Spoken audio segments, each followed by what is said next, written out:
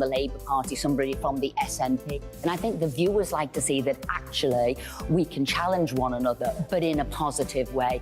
We think we ask the questions that people want to ask, and often we ask the questions that we wanted to ask in Parliament but never got the chance to ask. So join us every Saturday, 10 a.m. till noon on GB News, Britain's news channel. The Live Desk with me, Mark Longhurst. And me, Pip Thompson. It's here Monday to Friday on GB News. From midday, we'll bring you the news as it breaks, whenever it's happening and wherever it's happening, from across the UK and around the world. Refreshing, feisty, but with a bit of fun too. If it matters to you, we'll have it covered on TV, radio and online. Join the Live Desk on GB News, the People's Channel, Britain's news channel. In a world of dull and predictable radio and TV shows. Oh, hi. On Mark Dolan tonight, we've got big guests. We drill into the big stories of the day. The show adds up to a brilliant listening and viewing experience. Mark Dolan Tonight is the most entertaining current affairs show ever, and that's a fact. That's Mark Dolan Tonight, Friday, Saturday and Sunday from 9. Only on GB News, Britain's news channel.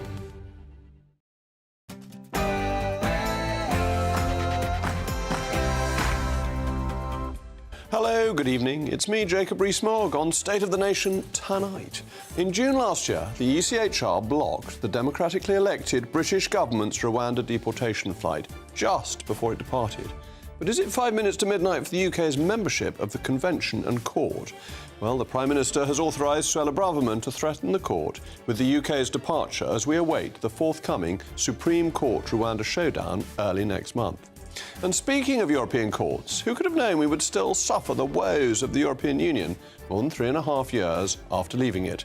The European Court of Justice has had the audacity to fine the United Kingdom £32 million, even though we've left.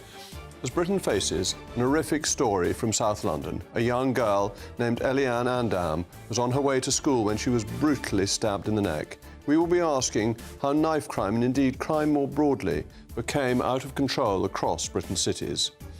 The girl, up until now only known as ST, owing to draconian reporting restrictions, Sudiksha Thirumalesh, died last week after a failed battle to pursue potentially life-saving treatment.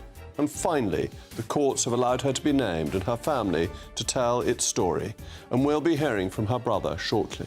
And finally, has the Westminster bubble lost touch with rural Britain? Well, one man seems to think so.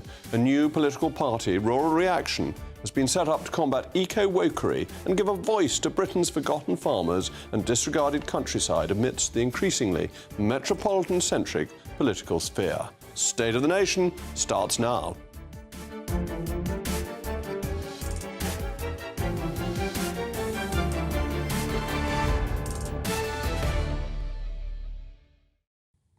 You know I want to hear from you. It's a crucial part of the programme. Email me, mailmog@gbnews.com. But now it's time for the news of the day with Polly Middlehurst.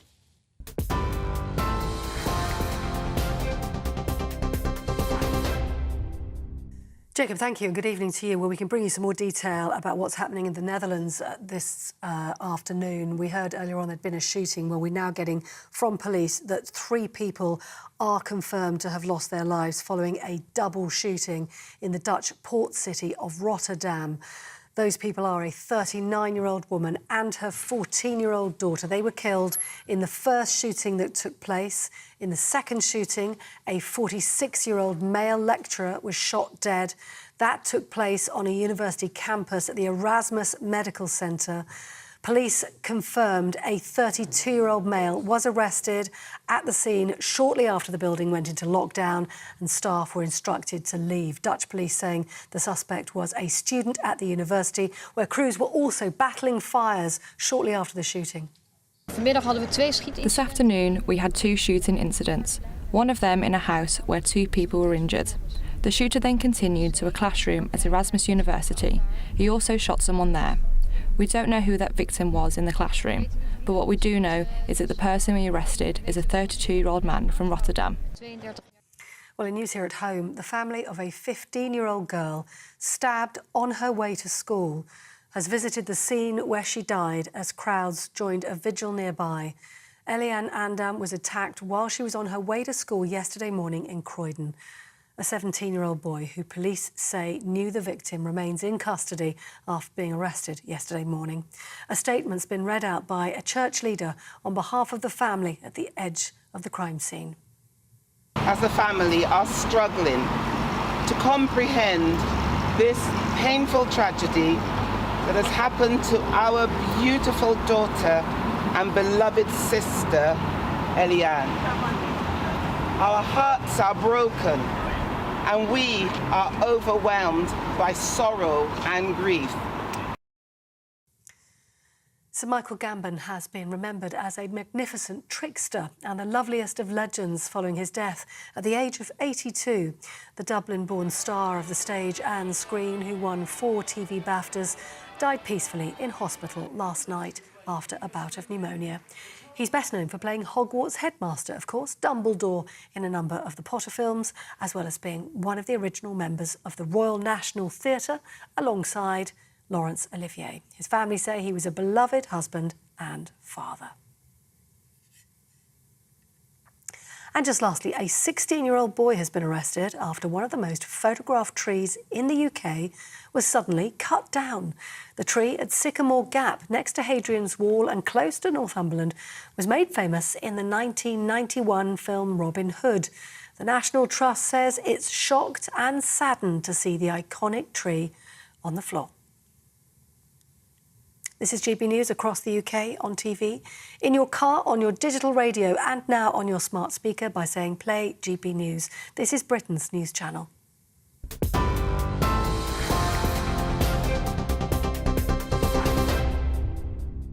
Our rights do not come from the UN, the UNHCR, the EU, the ECJ, the ECHR, or any other bunch of acronyms, unelected, unaccountable, and overreaching international body or treaty.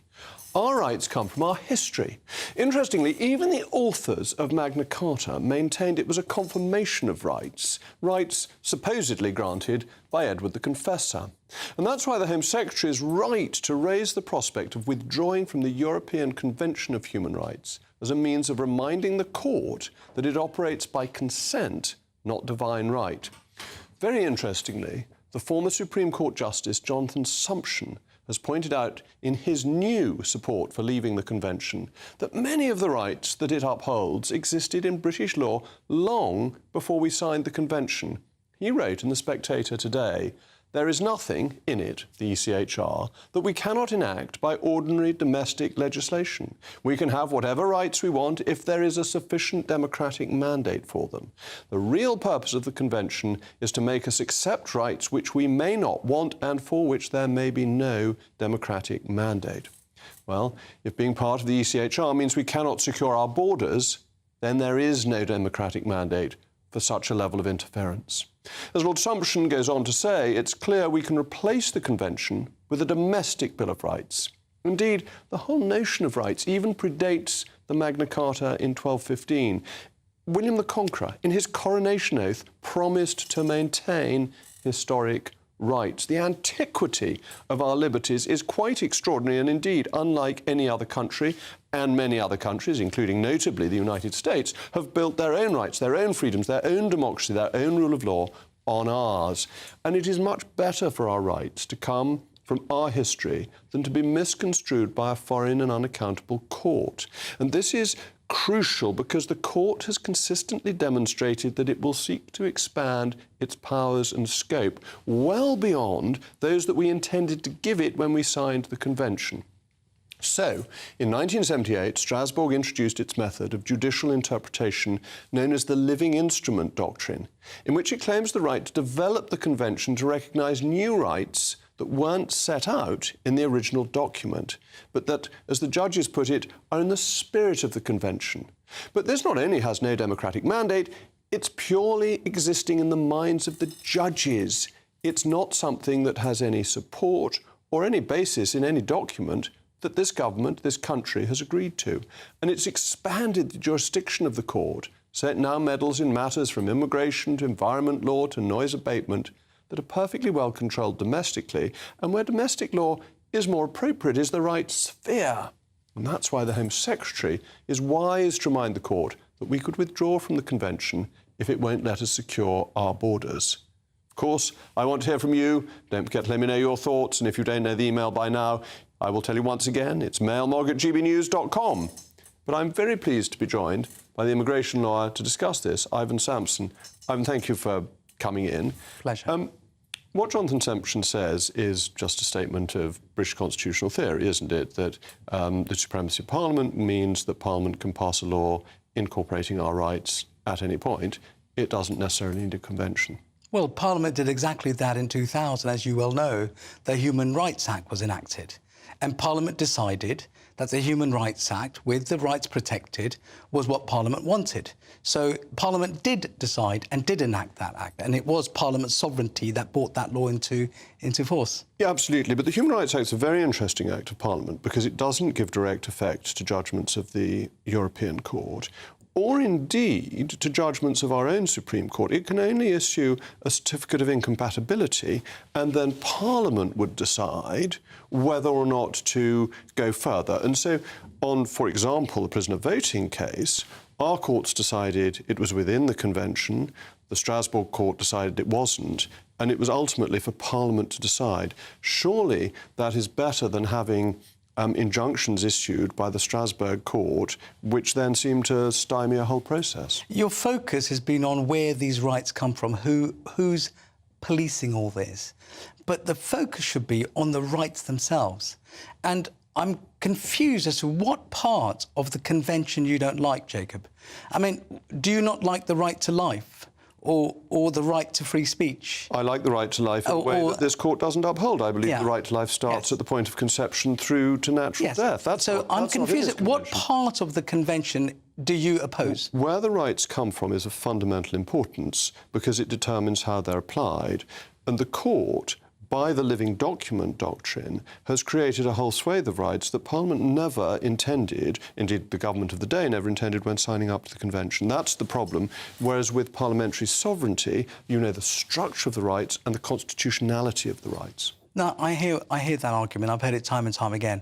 But the problem we have is that too much power will be given to the decision maker to decide itself. And so what the convention does, it protects unlawful interference by the state against its citizens. That's the purpose of the convention. But actually, Parliament's always been very good at that. I mean, if you think, during the First World War, Parliament was debating whether to have conscription because it thought it was such an intrusion in rights. If you look at the American system, ultimately, the big decisions get made by judges who have been politicised rather than democratically. That seems to me to be a bad way to proceed and is what is happening with this living instrument. Well, look, if we didn't have the convention for the Rwanda case, let's say, suppose we were already outside the ECHR, we would have sent people to a country with the most horrific human rights record, whose leader itself arbitrarily detains and kills people. So you would say that's all right, is it? That we'd be allowed to do that, and the government would have done that? I would say that the best protector of our rights is democracy, because if Parliament legislates for something that the British people do not want or they think is unfair, then that government will lose and the law will be changed. And that seems to me much more of a living document than something that is decided by judges who are unaware of the problems, unaware of the country, not involved in our polity. No, I disagree with you. Look, if I'm going to take my country to court, I wouldn't want my country to be the arbitrator. I would like a selection of judges with the experience of dealing with these matters to decide this case. And what you don't appreciate is what's called the margin of appreciation, which the ECHR builds in. When there's a conflict between the rights of the state and the rights of the individual, the judges then balance that act on who's got the greater power. But that's crucial, and that's a very important part of Jonathan Sampson's article, because what he rightly says is that in this balancing act, you can choose for it to be done democratically, by votes in Parliament, or you can choose to it be done undemocratically and unaccountable by judges. And it seems to me that the margin of appreciation is much better done democratically as to what is that balance between the rights of the police and the rights of the citizen by our democratic institutions which can be changed. We can vote against a government. We can't do anything against a judgment of the court we don't like. Yeah, sure, but how does that help someone who ends up in Rwanda? That may well be the case. But look, democracy... Because if your fears about Rwanda are right, and I don't think they are, because the government's received all sorts of guarantees about how people will be treated. But if you're right, the British people are fair-minded and they would not vote for a government that sent people off to be treated badly. Democracy would protect. In a 5-year cycle. But in that period, individuals could face death, inhumane, degrading treatment, be tortured. And so you need to have that margin of appreciation. That's really important. But actually, most judgments are retrospective anyway, rather than preventative. The preventative element of Rwanda is very unusual. Most judgments come when something unfair has been done. And that's why democracy is the better protector, because the political pressure is more immediate. It's a faster process. Look, we know why the Home Secretary has brought this up. We would be the only country that would voluntarily leave the ECHR. We'd be the first. How do we criticise other countries' human rights record when we don't want to uphold... That's a completely bogus argument. Well, it isn't. Russia's taken no notice of any of this. Other countries don't take any notice of it. Belarus and Russia are not in the ECHR. Those are the two countries. Russia was recently expelled. Russia was in for years and took no notice, and it didn't get influenced by the fact that we obediently did what we were told. It's an argument that's used about international influence, used on the green issue as well. We hugely overstate our international influence, and we have a different constitutional system. We have a bottom-up parliamentary system as opposed to a top-down written constitutional system, which is inevitably arbitrated upon by judges rather than by the democratic system. And I think ours is better and more dynamic. No, I disagree with you. You need that fail-safe system to stop abuse of power by governments. And that's what the ECHR does. Rwanda was an abuse of power. Does. Well, the High Court of Parliament is there to hold governments to account and to stop them abusing power, and the voters have the final say because they chuck out a government they don't like. We'd like to think the government would make those right decisions. Unfortunately... It won't always. Well, unfortunately, the reason this has come about is because there's an election coming up next year. We're going to stop on that point, but thank you very much, Ivan. Don't forget to let me know what you think. mailmog@gbnews.com. After the break, I'll be asking why the EU is pickpocketing us to the tune of £32 million after we've left. And has eco-wokery come after Britain's farmers, as we've seen in the Netherlands?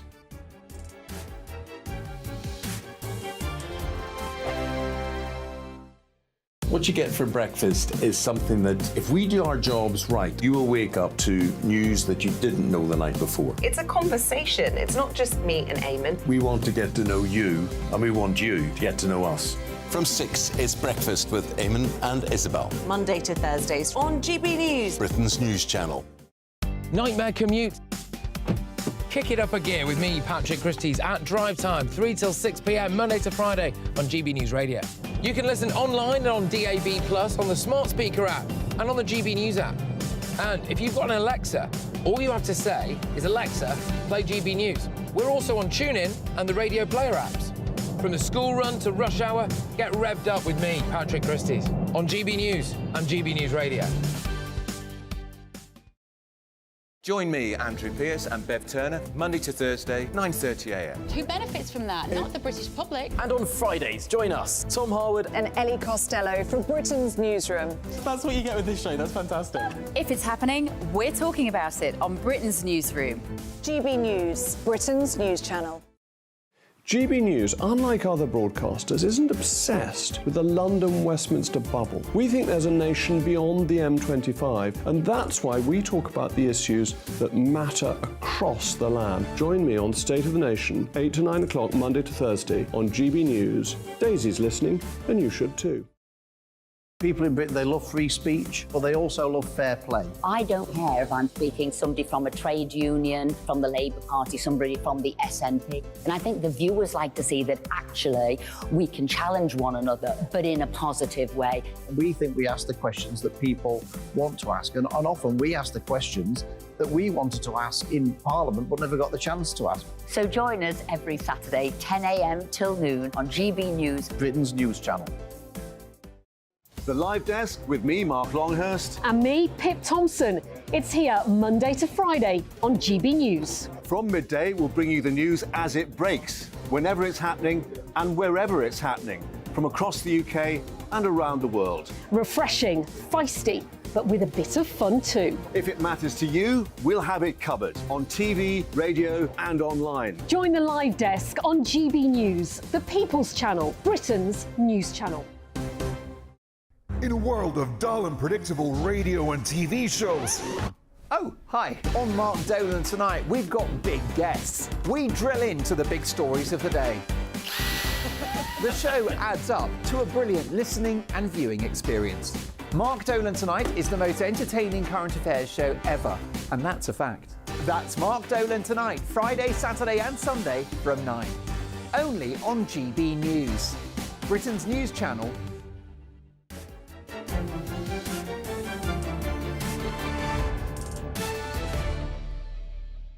Welcome back. I'm still Jacob Rees-Mogg, and this is State of the Nation. You've been getting in touch with your thoughts. Eleanor, Rwanda is immoral, and so I fully support the ECHR on this occasion. And Robert, we must leave the ECHR as fast as possible. Brexit was the people telling the world that we do not want to be ruled by the EU. No independent country would tolerate meddling by a foreign court. Well, talking of foreign courts, it's been 3.5 years now since the glorious day of January 1st, 2020, when Britain broke free from the yoke of the European Union. Actually, I think it's 2021 in the end. And to be clear, the European Union is constituted by the European Commission, the European Parliament, the European Council and the European Court of Justice. Well, the European Court of Justice, in what can only seem to be a prank, has handed the United Kingdom a fine of £32 million. That's about 50p each. And look at a 50p, it's got Britannia on it. So they're taking Britannia from each of us. Owing to a divergence between UK and EU law about fuel, or fools, the UK allows pleasure crafts to use dyed fuel, red diesel effectively, that has been taxed at a lower rate. But under EU law, that is apparently forbidden. A ruling from the EU's court in 2018 found the UK was in breach on the matter, but the UK didn't comply. As a result, the Commission, the body with all the unelected bureaucrats we were so keen to get away from, applied to the EU court to impose fines on the UK. And so today, the court has ruled that Britain is liable for £32 million. Well, I'm delighted to be joined by the founder of Novara Media, Aaron Bastani, and by a representative of the Telegraph, Daniel Hardy, to discuss this important matter. And isn't the EU just having a laugh? It's 32 million quid that they just want to get off us, and they can because we've left. Well, this is a really interesting case because, like you say, the original finding was in 2018. Then, of course, one might argue there was this very ambiguous period with regards to liabilities and compliance because, of course, we were leaving the EU.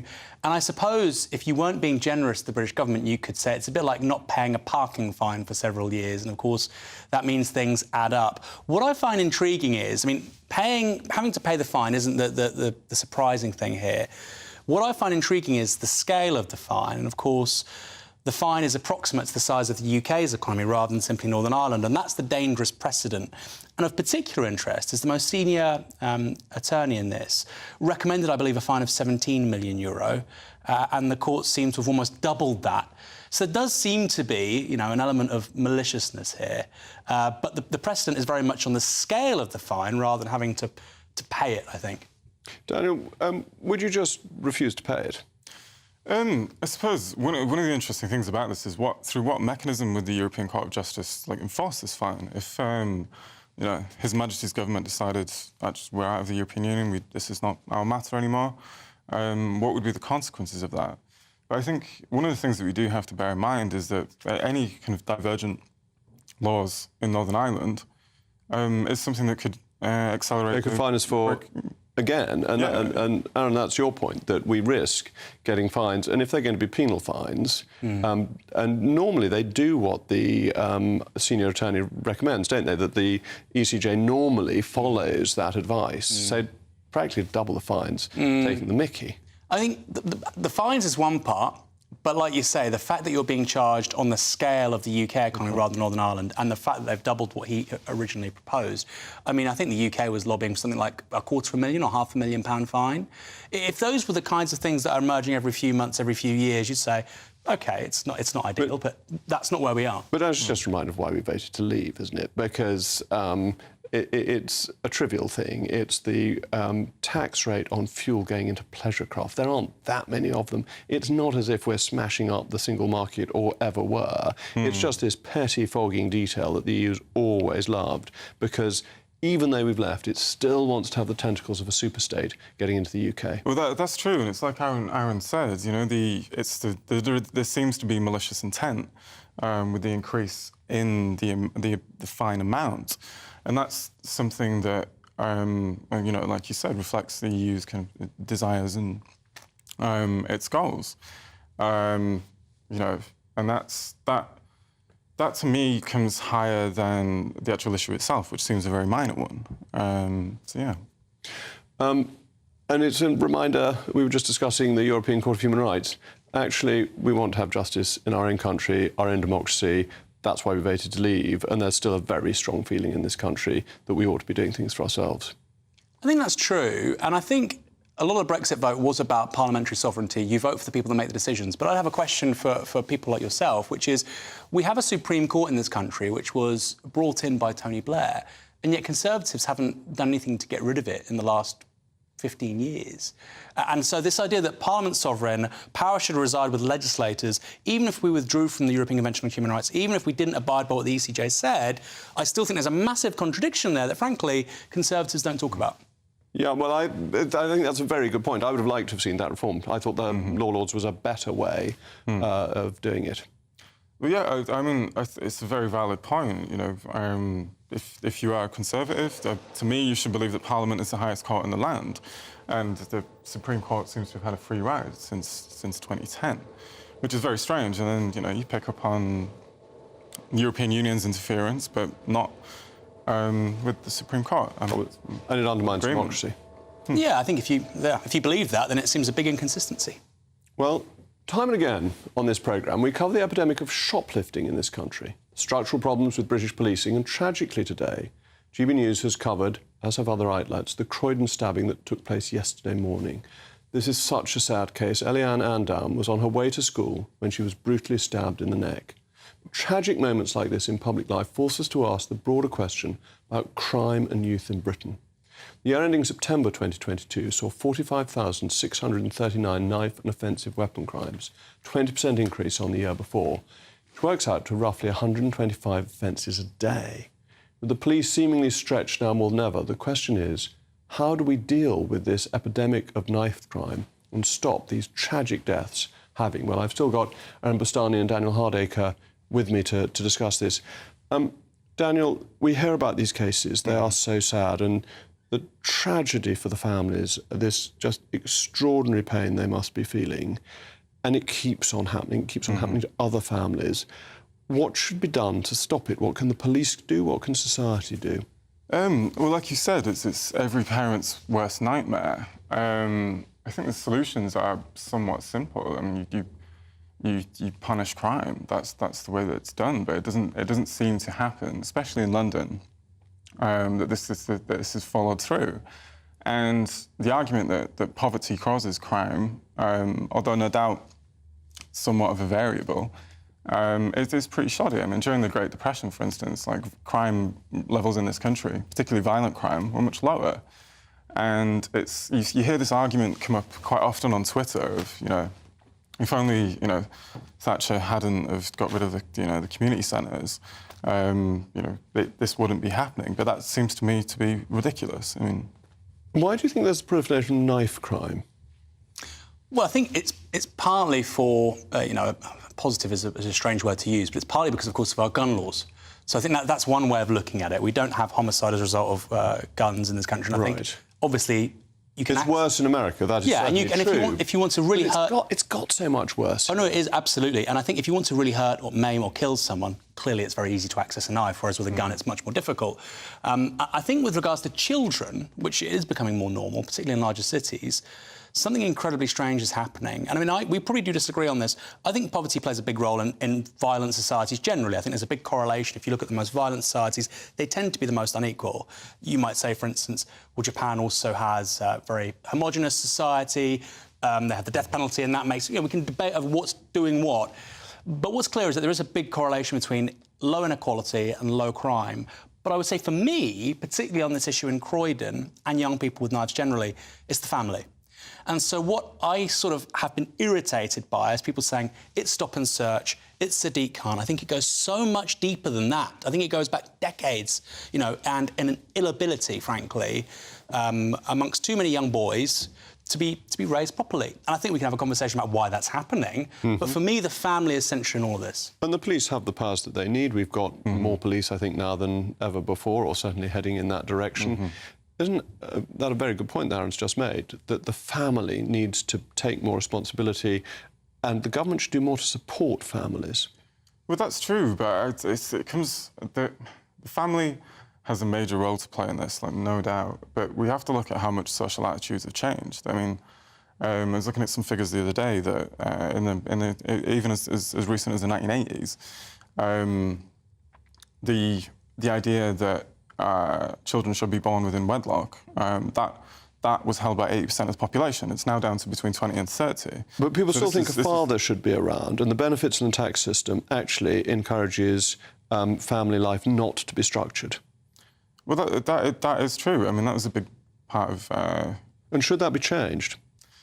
Aaron, I mean, are you bold enough to say that you should change it, so that actually have a tax and benefit system that encourages the creation of families? I mean, if it was that easy, yes. If it was that easy, but I think that the disintegration of the family unit goes beyond... If it was that simple, you say, doesn't it here's take a tax time? reform. Don't all these things take time? That you don't do it overnight, but that actually, as for now many decades, we have made you financially worse off by being in a family. That has had an effect. To Daniel's point, it's seen a decline in people thinking that children should be born in wedlock and so on, because this has created a societal change that has made a traditional family unaffordable for many people. So, I mean, it's interesting because, so for instance, I wasn't born in wedlock, my parents weren't married. My wife has a child on the way. We married first because we wanted to create the right environment for our child. My dad did a fantastic job. You know, every rugby or football match, he was there. He was always around. Precisely, he was a fantastic father. And that, for me, is the problem. There are too many men who aren't living up to their responsibilities of being a great father. And that's particularly problematic with sons. But marriage sometimes forces them to. That's the point. Ideally, it would, yeah. And so your father sounds a great man who wanted to do it anyway, but there are lots of irresponsible people who, when they haven't got that document, feel that they can play less of a role in their children. Well, I would push back, and I'd say, again, if it was that simple, then I would say, sign me up.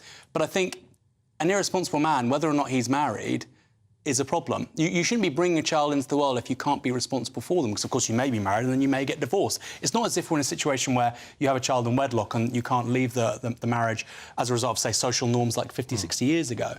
Social norms kind of function as guardrails for both the society and the individual. So if there's a shame function for leaving your family and it's strong, then people will respond to that, whereas now it's not so strong. And you see the results of it. Well, I think some people feel shame, some don't. Well, they do, that's the thing, but not in any way near as much as they would have done 50 or 60 years ago. And, you know... Well, thank you both to Daniel and to Aaron.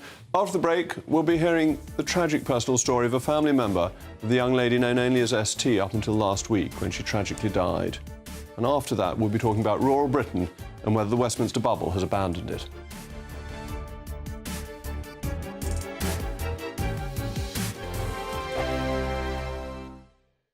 The Live Desk with me, Mark Longhurst. And me, Pip Thompson. It's here Monday to Friday on GB News. From midday, we'll bring you the news as it breaks, whenever it's happening and wherever it's happening, from across the UK and around the world. Refreshing, feisty, but with a bit of fun too. If it matters to you, we'll have it covered on TV, radio and online. Join the Live Desk on GB News, the People's Channel, Britain's news channel.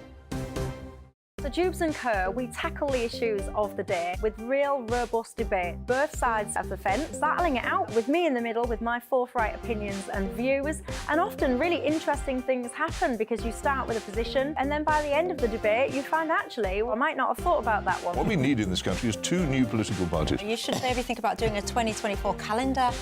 I'm Michelle Dewberry and I'm keeping you company right through until 7 o'clock this evening. GB News, the People's Channel, Britain's watching. People in Britain, they love free speech, but they also love fair play. I don't care if I'm speaking somebody from a trade union, from the Labour Party, somebody from the SNP. And I think the viewers like to see that actually we can challenge one another, but in a positive way. We think we ask the questions that people want to ask, and often we ask the questions that we wanted to ask in Parliament but never got the chance to ask. So join us every Saturday, 10 a.m. till noon on GB News, Britain's news channel. In a world of dull and predictable radio and TV shows. Oh, hi. On Mark Dolan tonight, we've got big guests. We drill into the big stories of the day.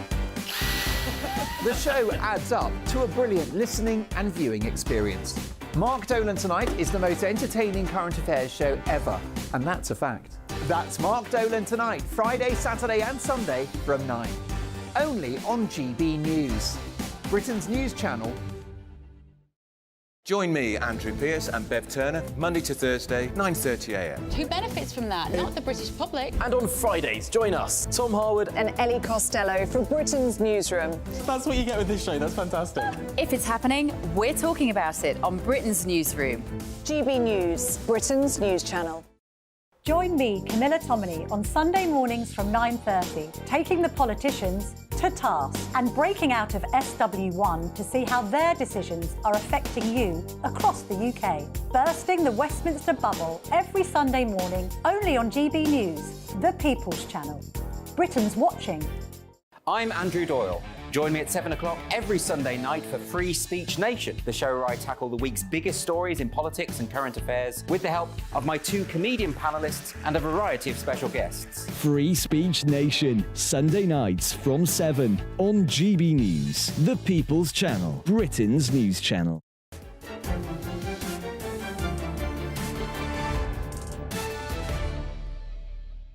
Welcome back. I remain Jacob Rees-Mogg, and you've been getting in touch with your thoughts. Margaret, I'm dismayed to hear the EU court wants to fine us £32 million regarding diesel for Bates in Northern Ireland. This must be called out, and they should be told that we owe them nothing. And Pat, I live in the most impoverished part of the country, Lincolnshire. We do not have major problems with knife crime. There is little correlation. Poor parenting must be looked at. Over the last few months, we've covered the case of a young girl, known only as ST in the courtroom, who was fighting to have her life-saving treatment continued after NHS doctors tried to push her into end-of-life care. Tragically, a few weeks ago, ST died after her long battle with a rare mitochondrial disorder. But the reporting restrictions on her and her family's names remained in place.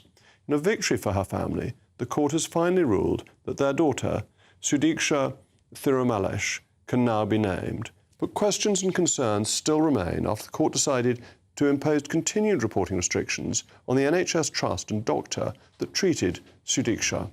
Generally speaking, reporting restrictions may apply where a person is under the age of 18 or concerns over the fear and distress of a witness are high. Concerningly, the court is protecting not just the doctor, but an entire trust that was making life or death decisions behind closed doors. We saw this during the Lucy Letby trial, where much of it was conducted in secrecy, and key witness doctors were provided with anonymity orders, allowing them to give evidence behind a screen. The growing number of privacy witnesses who also happen to be doctors in court is a cause for concern. Reporting restrictions were introduced in order to protect individuals, not allow professionals and professions to escape scrutiny. Well, I'm very grateful to be joined now by Sudiksha's brother, Varshan Thirumalesh. Varshan, thank you so much for coming in. Thank you. This must be such a difficult time for you and for your family after your sister fought so bravely and was so determined to try and have treatment right until the end. Yes, she was fighting for almost 1 year and 2 months, and she really wanted to get the transparency lifted so that her story could be heard and she could seek nucleoside treatment abroad, but that was denied to her by the hospital that was treating her. Because there is nucleoside treatment that was possibly available in Canada, yeah. And that your sister wanted to at least have an attempt to get that, but the NHS just said no. They said no, but they were saying that they wouldn't be in the way of stopping it, but they did everything to prevent it by getting the courts, and they were working hand in glove at the end of the day to prevent this from happening. And your sister was 19, so she was over the age of majority. She was able, in all normal circumstances, to take decisions for herself. What basis was there for saying that she shouldn't be able to determine her own treatment? Well, they were saying from the very beginning that she has no capacity to make decisions for a treatment, and she was put into palliative care because that was the simplest option for them at the end of the day, which is just to put into palliative care rather than focusing on getting treatment for this complex illness, which they were not doing. But the Mail Group ran a long interview with your sister just a few weeks ago, where she was able to answer all the questions. She was able to put her case with considerable thoughtfulness. Did the courts take no notice of that? The courts didn't. At the end of the day, my sister was penalised by the courts and the justice system, and they were working hand in glove to prevent everything from they denied the access for her treatment abroad. And the denial of your ability to say who you were, to speak openly, was one of the real problems, wasn't it? Because you couldn't get your case heard in the court of public opinion, nor could you raise funds for your sister so that she could afford to have the treatment abroad. Yeah, we weren't asking for a penny from the NHS. At the end of the day, we just wanted her to be set free from the hospital because she felt like she was imprisoned in the hospital by a group of tyrants. I mean, don't get me wrong, at the end of the day, many doctors were working very hard and the registrars and the nurses, but few people from the senior management ruined it for us. So when you went into the hospital to visit your sister, who was it who was causing the blocking? And we can't mention names, but what sort of level were they? What type of person? They were the clinical lead of that particular ward, and the whole system was based around them, and they denied her the access. And you received some support from groups to help you, because obviously going to court is an expensive business. You have a raid against you, the lawyers paid for by the state, the hospital paying for it, the court funded by the state. Against that, you really are David against Goliath. Who was supporting and helping you through this process? We were supported by Christian Concern and Indy from Daily Mail, and by people who were signing the petition for Sudiksha so that she could receive the treatment. And this was where you really needed to get publicity, and the Daily Mail did a very good job in highlighting Sudiksha's case. But without knowing her name, it was really difficult to get the follow-on publicity that you really needed. Yes, we just wanted her name to be publicised so that she could get some sort of help from the nook and corner of the world, but that was denied to her, and she was devastated when she heard that she was not going to get that sort of treatment. And do you think the continuing secrecy in relation to the hospital and the people concerned is an attempt to cover up a mistake? Yes, because they did an open-cut surgery in my sister when she was hospitalised for COVID, so that was a huge setback for her, and that was to cover up their mistakes. So you think the surgery they carried out was a mistake, and therefore to cover that up, they went to the court to say that she had no capacity to make further decisions about her own treatment? Yes, and they were pushing her into palliative care, saying that there are no other options for her. And palliative care is treating pain and is essentially assuming that there is no hope, that life is not going to continue. Yes, but they were even not giving her the basic medications like treating infections with antibiotics, and she wasn't given the blood pressure medication to keep her blood pressure stable, so that was very difficult for us. So they had made a decision, really, to put a sense of death on your sister. This is absolutely appalling. Yes, we were shocked as well. They washed their hands off since day one. And your sister was 19, so she was able, and she could communicate, she could make these decisions. She didn't want to accept that there was no hope. She wanted to fight, and the hospital insisted that she could not fight. Yeah, she wanted to fight till the very end. And as the family, you had no power to move her to another hospital or take her abroad because the hospital had gone to court to block you. We were doing everything we can to at least get to another hospital, if possible, so that a fresh pair of eyes and hands can treat her, but there was a lot of unconscious bias on how she's going to recover, and they just imposed these draconian measures on her. And so you weren't able even to get a second opinion from another hospital within the NHS that might have been willing to give her another chance, another opportunity? No, we weren't. We were denied that opportunity, and even though we were given second opinions, but they were all looking at my sister remotely and trying to treat her, which I think was very wrong, because it's a profession where at the end of the day you need the hands-on care, and my sister was missing that. Well, and the other thing that is really worrying is that this privacy, which was meant to protect your sister as the patient, has been used to protect people who are covering up their mistakes. And that must clearly be wrong. Yes, that's why justice needs to be brought to my sister. Even after her death, we are still fighting for her capacity judgment to be overturned. So we're going for an appeal, and we're doing everything that we can possibly do to bring justice to my sister. Well, may your sister's soul and the souls of all the faithful departed by the mercy of God rest in peace. Thank you so much for coming in. Thank you, Varshan. Coming up, would you vote for the Rural Reaction Party?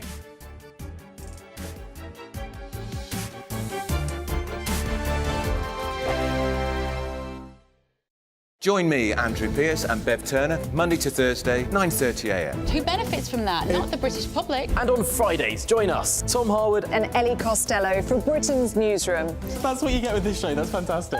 If it's happening, we're talking about it on Britain's Newsroom. GB News, Britain's news channel. Now then, Lee Anderson here.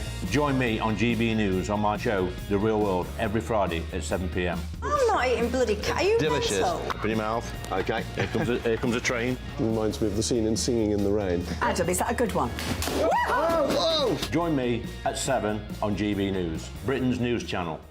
Join me, Camilla Tominey, on Sunday mornings from 9:30, taking the politicians to task and breaking out of SW1 to see how their decisions are affecting you across the UK. Bursting the Westminster bubble every Sunday morning, only on GB News, the People's Channel.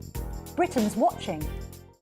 Join us every night on GB News at 11 p.m. for Headliners, which is 3 top comedians going through the next day's news stories, which is exactly what you need, because when the establishment has gone crazy, you need some craziness to make sense of it. So join us 11 p.m. every night on GB News, the People's Channel, Britain's news channel. I'm Andrew Doyle. Join me at 7 o'clock every Sunday night for Free Speech Nation, the show where I tackle the week's biggest stories in politics and current affairs with the help of my 2 comedian panellists and a variety of special guests. Free Speech Nation, Sunday nights from 7 on GB News, the People's Channel, Britain's news channel. Every Sunday from 11, join Michael Portillo. There will be topical discussion, looking at the week before and the week to come. So kick back and relax at 11 a.m. on Sundays on GB News with me, Michael Portillo. GB News, the People's Channel, Britain's news channel. Nightmare commute? Kick it up a gear with me, Patrick Christys, at Drive Time, 3 till 6 p.m, Monday to Friday on GB News Radio. You can listen online and on DAB+, on the smart speaker app and on the GB News app. And if you've got an Alexa, all you have to say is, Alexa, play GB News. We're also on TuneIn and the Radio Player apps. From the school run to rush hour, get revved up with me, Patrick Christys, on GB News and GB News Radio. In a world of dull and predictable radio and TV shows. Oh, hi. On Mark Dolan tonight, we've got big guests. We drill into the big stories of the day. The show adds up to a brilliant listening and viewing experience. Mark Dolan Tonight is the most entertaining current affairs show ever, and that's a fact. That's Mark Dolan Tonight, Friday, Saturday and Sunday from 9. Only on GB News, Britain's news channel.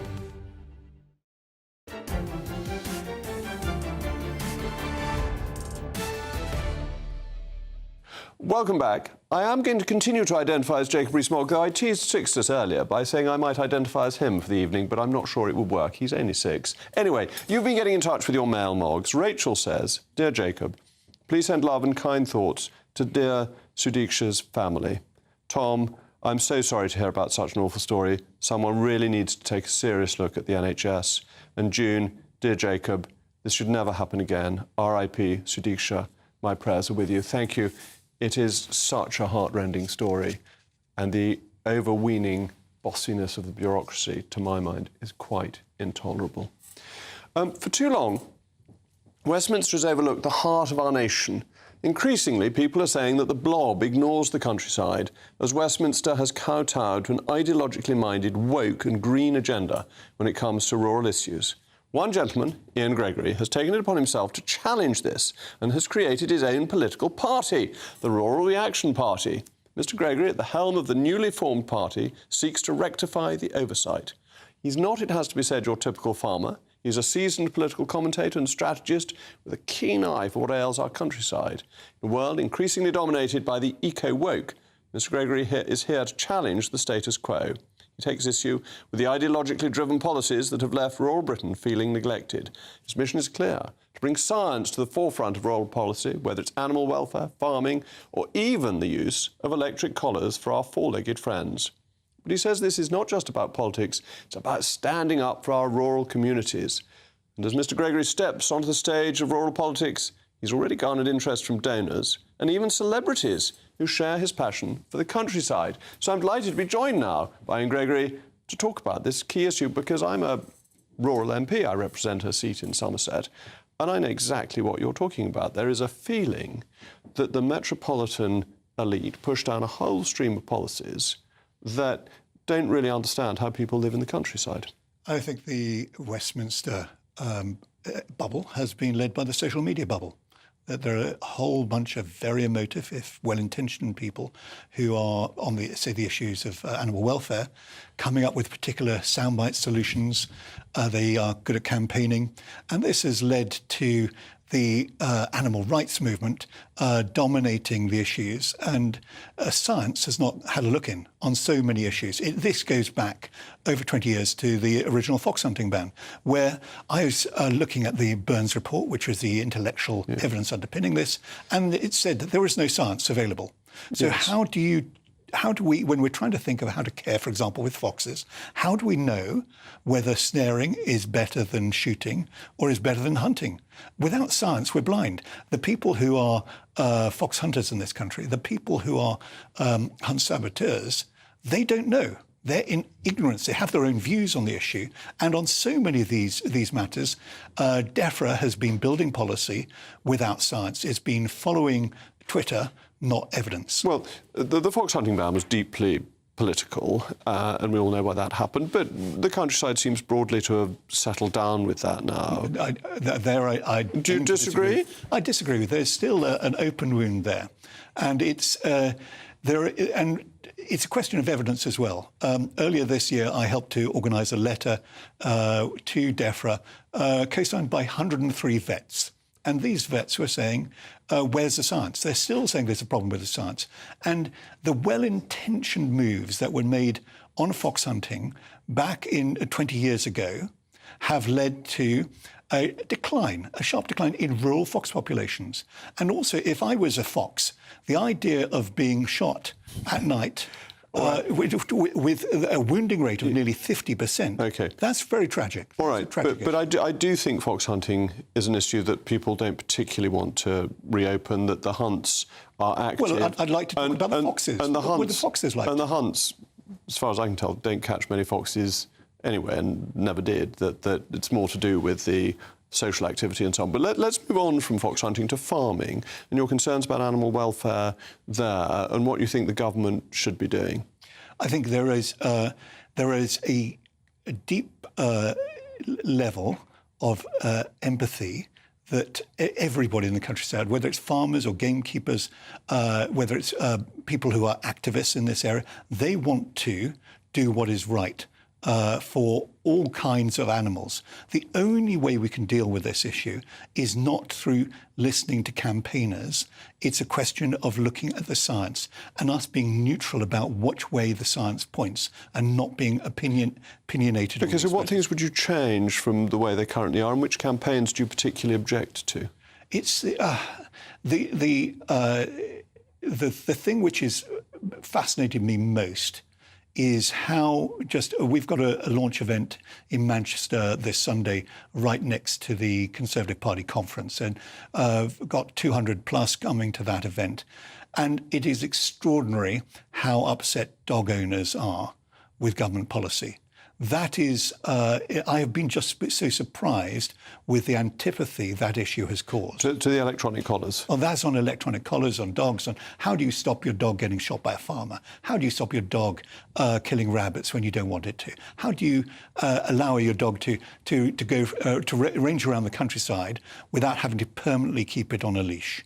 Now, we've got, there are so many issues here which need collaboration on and thoughtful policy making and regulation. But you don't want dogs off the leash in farmland, do you? Unless it's your own dog on your own land. You don't want people on footpaths taking their dog off the lead because it might chase any number of animals, causing all sorts of problems. Yeah, but those who live in the countryside never know when they're going to come across an animal, and their dogs have a much, much better smell than they do. So they can't be alert to that issue. So my concerns here are that if there's bad marriage between the countryside and the Conservative Party in particular is going to be resolved, then there needs to be a complete overhaul of this. And less bureaucracy, and in my view, the key is we've got to back the motorist, because everyone living in rural areas is a motorist, and we get hit again and again and again. That's what I'm always campaigning for. Anyway, I've given myself the last word because we've run out of time. It's a pleasure. Thank you very much for coming in.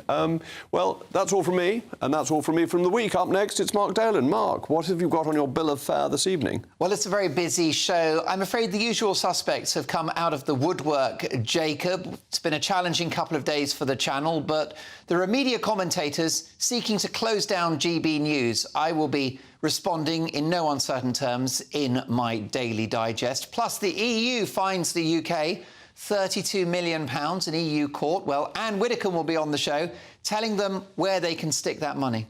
That's absolutely excellent. Anne is a wonderful commentator and extremely forthright, so I think everyone will enjoy that. And I think the BBC should be privatised, and we should perhaps have a campaign to discuss that. That's all coming up after the weather. I'll be back on Monday at 8 o'clock. I'm Jacob Rees-Mogg. This has been State of the Nation, and I keep on reading that there's meant to be a storm coming, but I haven't really noticed it. I shall be driving down to Somerset the moment the programme's ended, to God's own county, glorious rural countryside, where I shall be there for at least half the weekend before I head to Manchester. But I'm absolutely confident that the weather will be glorious and uplifting, and always so nice to be outside London and doing my work in the constituency. That will be a great pleasure. And now it's going over to the weather. Good evening, I'm Alex Deakin. This is your latest weather update from the Met Office for GB News. Most of us will get wet overnight, some heavy downpours moving from west to east. Some gusty winds also picking up for a time, all thanks to this little area of low pressure. Could provide some very heavy rain over parts of South Wales in particular, so we do have a Met Office yellow